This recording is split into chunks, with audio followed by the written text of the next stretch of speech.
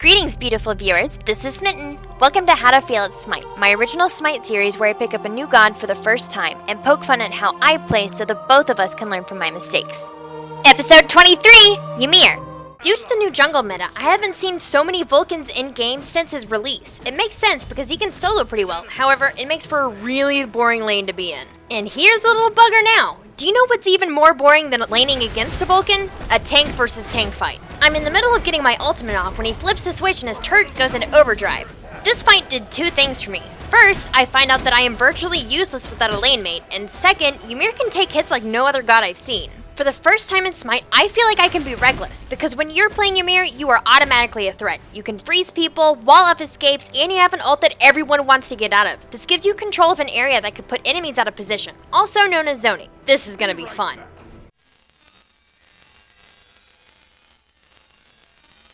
Back to right lane. I'm joined by my lane partner Agni. Fire and ice, mutually exclusive in nature, come together to defeat the blacksmith. This is my first Ymir in Conquest. I have no idea what I'm doing with my walls and proceed to run into one in the middle of an engagement. Alright, Smitten, your job is to make sure that your squishy is safe and to block off escape paths. If I could just get Vulcan in this corner, Agni and I could ult and take him out. Alright, let's go! Agni gets taken out by a turret, and if I could just freeze Vulcan, he's dead.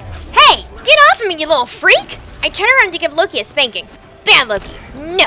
Alright, you little punk. If I could just figure out where to put this wall. Walking through the decoy and taking the damage and leaving my back exposed while I run away is dangerous, but a successful wall behind me buys me the time to get further down the lane.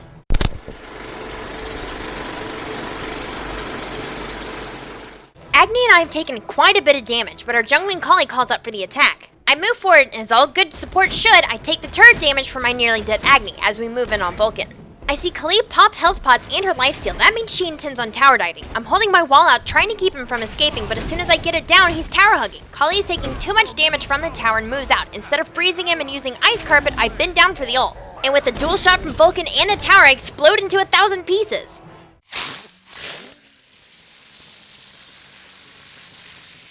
I see a team fight going on in mid and I move in to support them. We've already lost Kali, and as I round the corner I watch Squiggles get slain right in front of my very eyes. I seem to have momentarily forgot about what it means to play a support, and instead of helping Agni to escape, I decide that Loki's death is way more important. With a couple of smacks with my club, he's down, and I turn around to try to ward off Guan Yu with my ult, but he dashes in and kills Agni off. Okay, it's just me now. The sound of Guan Yu's ult triggers me to leave a wall behind me as I move to make a getaway. I'm pretty excited that I got away, but when I glance up to the minimap, the excitement turns to horror. Oh god, Hercules! I trapped you in there and left you to die! What have I done? What have I done?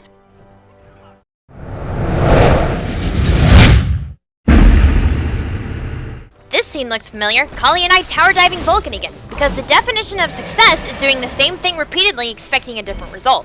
There's no way he's getting out of this one. Right now you must be thinking, why in the 7 hells did I put a wall all the way out there for? The answer, my friends, is obvious. It was off cooldown and something was running away from me. Kali wised up and backed off the fight after taking some tower hits and left me and Ao there to deal with Vulcan.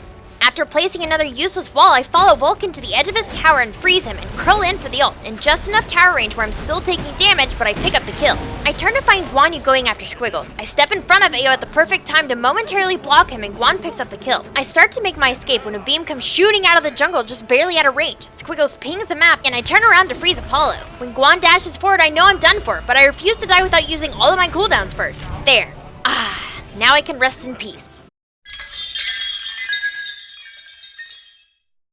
This time we're in left lane, and I'm all by myself trying to push. I lay down my ice carpet, and when Loki disappears, I start backpedaling with my freeze ready. He gets his dot taking on me and backs away. They didn't see Squiggle sneaking up behind us. An unfortunate miss on Guan Yu with Ao's ult makes me realize there isn't much we can do with this engagement, and I turn around to find Ra sneaking up on us. I try my best to keep myself between the enemy and my squishy. I walled off Ra and turn around to see Squiggles hanging out. Fly, you fool! They mean to kill us! I round the corner and hear Loki vanish, but when he decides to ult me instead of Squiggles, I know that I've done my job. If I had spent less time trying to place my pointless wall, I might have survived.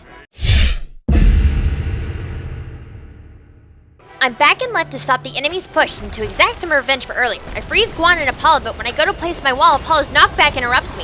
I turn to help Squiggles, who's getting beat on by Guan and Rot. I lean down for the ult to get them back off, but all it does is delay the inevitable as Guan takes the credit for that one. I'm all alone and I try to make my escape. I was going for a triple freeze, but only snagged Raw. Agni shows up to try to relieve some of the pressure on me. As he dashes away and tries to nuke from the safety of our tower, Loki ults in and takes him down. I wish that the voice command for no was a little more dramatic, because when I pressed VVN, I wanted to hear "No!" I am so dead, and I know it too. They have 4 people on me, but I'm okay with that because Kali is across the map pushing right lane. The longer that I can keep their team distracted, the better off we are as a team. The detonate from Ra's Divine Light is enough to kill me off.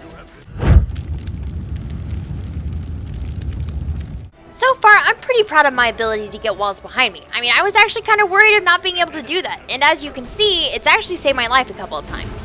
But I'm getting tower dome once again, and I could get away just fine if it wasn't for that giant wall I placed in front of me. Really?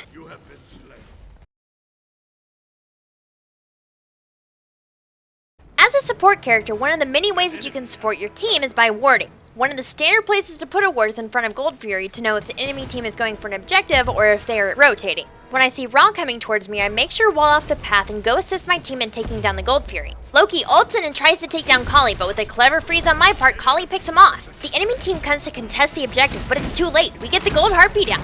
Now, we fight. I start to make my move on Vulcan, but get body blocked by his turrets, and so I mosey on over to help Agni, but Ra takes him out. I turn and try to freeze an ulting Guan and scrunch down for the ult, trying to drive them away from her.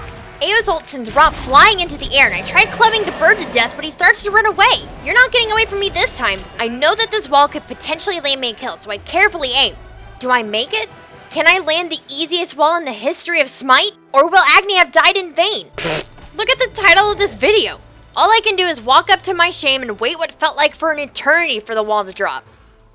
A few minutes later, we managed to get a deicide and they promptly surrendered. A good game to my opponents and a good game and well played to my teammates. Take a look at the game stats. They had 6 more kills than us, they were up by 1k gold, but with all their towers down, they knew we could push the Phoenixes and win.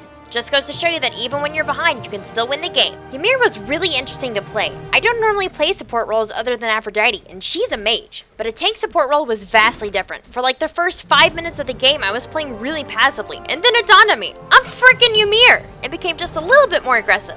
And now for the juicy bits. Ymir's passive is called Frostbite. After using an ability that hits an enemy god, they receive a debuff that allows his basic attacks to do 50% more damage. This is the reason why a Face Punch Ymir build works on him. His first ability is Ice Wall. This calls up a wall that blocks enemy gods, certain abilities, and minions that last for 2 to 6 seconds. Put a point into this at level 3 and max it second. Glacial Strike, aka Ice Carpet, is his second ability. This is a basic line attack that deals 90 to 370 magical damage scaled by 60% of your magical power that also slows enemies by 35% for 4 seconds. Because the only thing that scales with this ability is the damage, I recommend putting a point into this at level 2 and maxing it last. The third ability is Frost Breath. It's a conal attack that deals 50 to 210 magical damage scaled by 50% of your magical power. In addition, it stuns your opponents for 1.25 to 2.25 seconds. Put a point into this at level 1 and max it first. Ymir's ultimate is called Shards of Ice. He kneels down to start channeling and after 3 seconds it detonates, causing 600 to 1200 magical damage scaled by a whopping 200% of your magical power. While he is channeling, all enemies within the blast radius are slowed by 30%. Grab this once you hit 5 and level it when it's available. As for item builds, if you're going for full tank, your item selection is based entirely around counter building. If they're building penetration, build protections, and so on. If you're fairly new at Ymir, you can pick up Mark of the Vanguard to survive the early game. While you're there, pick up the new Midas boots, because as a support, you won't be getting many kills. The extra 6 gold per 5 seconds will help you to get the items that you need. If you're comfortable with it, I asked the Ymir from my Artemis video about what he recommends, and he says purchase the full Midas boots at the start and get Blink as soon as you can. Like I said earlier, if you're going full tank, your build is entirely based on counter building, but here are some standard items to get you going. After you get your boots completed, if you're up against a physical god that's giving you problems, pick up Breastplate of Valor. The cooldown reduction will really help you miss those freezes more often. Or, if your main concern is a magical damage, you can go with Bulwark of Hope for the juicy shield. The next item will either be Breastplate or Bulwark, whichever one you didn't get earlier. Next, if you see that their physical gods are building penetration, buy Height of the Nemean Light. If their magical gods are also building pen, buy Void Stone for the protections with the added benefit of 50 magical power. An interesting suggestion for the last item is Gem of Isolation. This will help to keep your enemies in your ult. And so concludes the guide on Ymir. If we tickled your fancy, make sure to rate and subscribe for upcoming videos. You can also come hang out with us on Facebook and Twitter. And don't forget to follow us on Twitch to see us streaming live. Links in the description. Feel free to leave your suggestions on how to play this god as well as any feedback you have for us in the comment section below. Thanks for watching. I'm Smitten, and I'll see you next time.